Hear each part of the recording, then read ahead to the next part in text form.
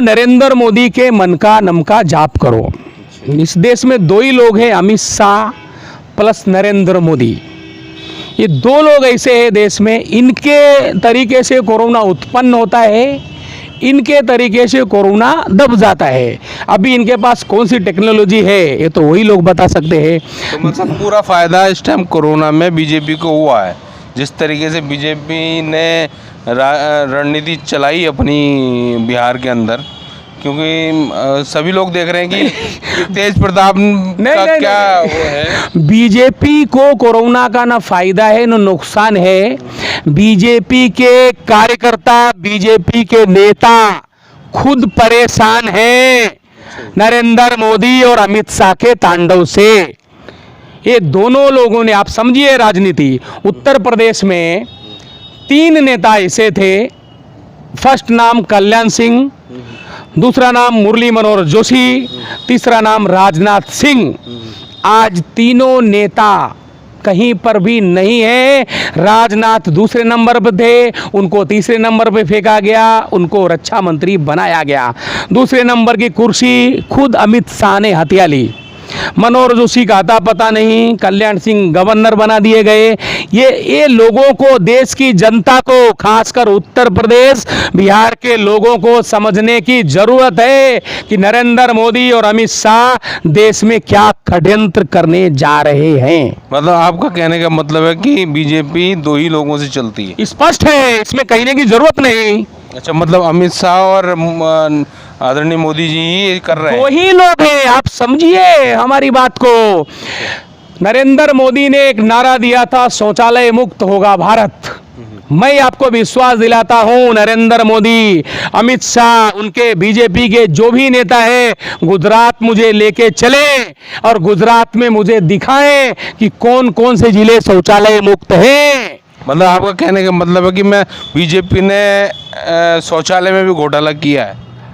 100% किया है। लोगों को पूछो, गुजरात के लोग खुद इस बात को कहते हैं कि नरेंद्र मोदी और अमित शाह दोनों ने मिलकर गुजरात को पहले मूर्ख बनाया, अभी पूरे देश को मूर्ख बनाने का प्रयास कर रहे हैं। एक बात मुझे बता दीजिए आप, प्रधानमंत्री जी कहते हैं मन की बात, ठीक है।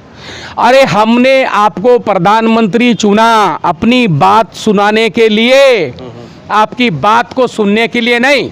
नहीं, वो तो आपकी बात सुनी, आपकी बात को सुना तो आपको चुना। अब हमारी कौन सुनेगा? लेकिन ये तो आप कह रहे हैं ना, पब्लिक तो कह नहीं रही इस बात। पब्लिक कह रही है लेकिन कोई दिखा नहीं रहा है। जितने भी इलेक्ट्रॉनिक मीडिया है, आप सोशल मीडिया पे जाइए, जितने भी प्यादे हैं आप जाइए। एक बात बताओ मुझे, प्रधानमंत्री जी जिधर भी जाते हैं 1000 लोग आगे आते हैं, मोदी मोदी मोदी मोदी मोदी करते हैं। कल वही लोग आगे आके बोलेंगे मोदी भागो, मोदी भागो, कैसा लगेगा? नहीं, इस चीज़ को तो हम ऐसे भी ले सकते हैं कि अब पहले आपका गठबंधन था और आज नहीं रहा। तो सुनो, इस चीज़ को लेके भी तो हो सकती है ना बातें कि आपकी बात बराबर है।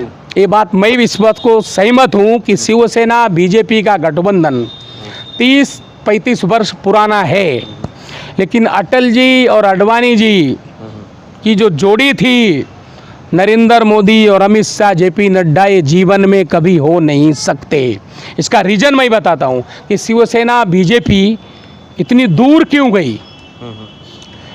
आपको मालूम होना चाहिए, जब प्रथम चुनाव में नरेंद्र मोदी जी प्रधानमंत्री बने, हमारी शिवसेना के भी 18 खासदार थे, चंद्रबाबू नायडू को भी 18 थे, लेकिन शिवसेना को एक मंत्रालय ही दिया गया था, जो मंत्रालय था उद्योग मंत्रालय।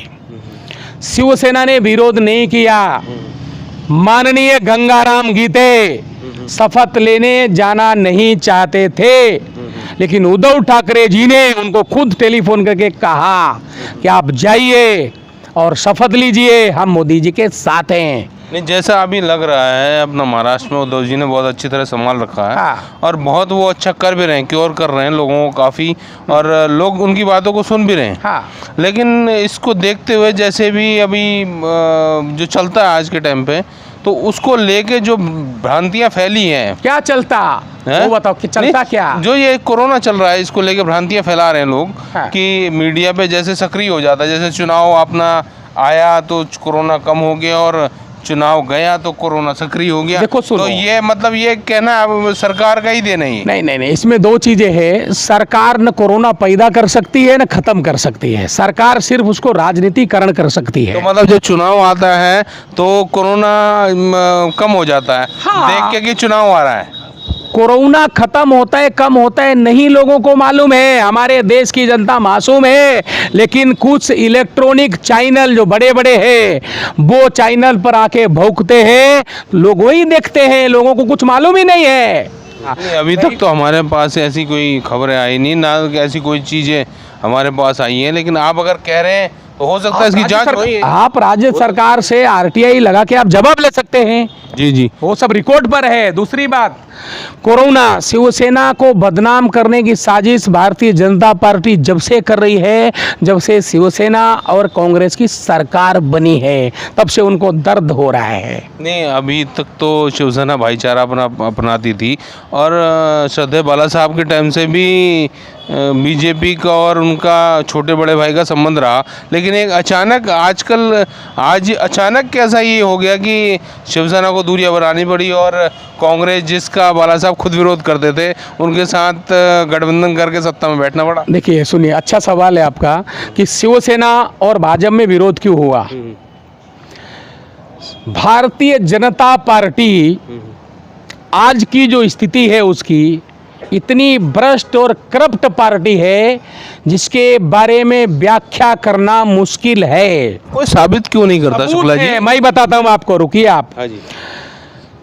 बीजेपी शिवसेना बहुत पुराना गठबंधन है, और वो तो पूरा है। देश नहीं अमेरिका भी इसको जानता है। आपको मालूम होना चाहिए, बिल क्लिंटन ने अटल बिहारी वाजपेयी की सरकार में कहा था कि मुट्ठी भर शिवसैनिक जब चाहते हैं भारत को रोक देते हैं। क्यों कहा था? वो तो बाला साहब की ताकत थी ना। उद्धव जी की ताकत क्या है? ताकत शिवसेना की ही है। बाला साहब भी शिवसेना के ही थे, उद्धव भी शिवसेना के ही है। लेकिन भारतीय जनता पार्टी ने बाला साहब को तो भगवान माना, लेकिन उद्धव जी को वो कुछ समझते नहीं, जबकि उनको ये समझना चाहिए। वो आते हैं शिव सैनिक, उनके लिए आज भी मरने मिटने के लिए तैयार हैं। ऐसे जानकारी के लिए सब्सक्राइब करें हमारा चैनल और क्लिक करें बेल आइकन पर, ताकि कोई भी खबर आपसे अछूती ना रह सके।